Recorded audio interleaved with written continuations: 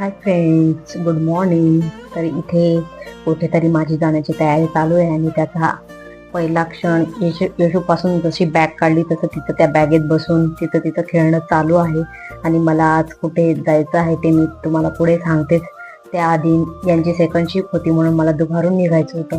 म्हणून त्याआधी मला स्वयंपाक करून घ्यायचा होता, घरातलं सगळं आवरून घ्यायचं होतं. आणि बाईच्या जातीला असतंच ते कुठेही जा कुठेही राहा पण कामं काही सुटत नाही. म्हणून सगळ्यात आधी मी माझा स्वयंपाक करून घेतला आणि बघून घ्या 9:45 झाला आहे आणि माझा स्वयंपाक करण्याची इकडे तयारी सुरू होती. तर मी इकडे चवळीची भाजी करून घेतली आणि त्यानंतर भाकरी टाकायला घेतल्या आणि मी माझा हेअर वॉशही करून घेतला, कारण मला 2 दिवसासाठी बाहेर गावी जायचं होतं. म्हणजे मला माझ्या माहेरी जायचं आहे, 2च दिवसासाठी जाणार आहे. म्हणून मी घरूनच हेअर वॉश करून घेते, म्हणजे मग तिकडे एवढं माझं शॅम्पू वगैरे सोबत घेऊन जाणं म्हणजे जास्तीचं काही सामान घेणं पॉसिबल नाही. म्हणून मग मी आजच करून घेतला आणि नंतर मग इकडे सगळं आमचं जेवण वगैरे झालं आणि बॅग वगैरे सगळं पॅक वगैरे करून मी आणि येशू जायला निघालो. हे नव्हते येणार, हे ज्या दिवशी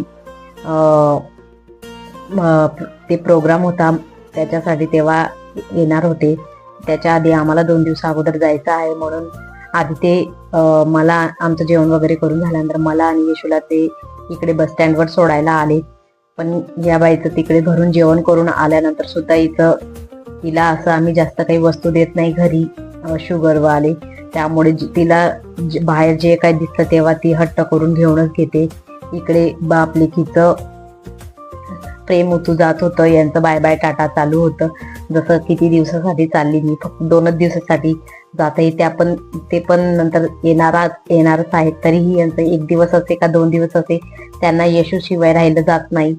त्यानंतर इकडे येशूचं खूप जास्त मस्ती करणं चालू होतं. मला ती खूप जास्त बसमध्ये त्रास देत होती, म्हणूनच मी तेही रेकॉर्ड करत होती, कारण लहान मुलांसोबत प्रवास करणं म्हणजे खूप खूप अवघड असतं. त्यानंतर मग मी तिला निवांत झोपून दिले आणि माझी पुढची जर्नी सुरू झाली. तर मी 2 दिवसासाठी माहेरी जात आहे. तर पुढचा व्हिडिओ मी ब्लॉग व्हिडिओमध्ये शेअर करेल. तोपर्यंत बाय.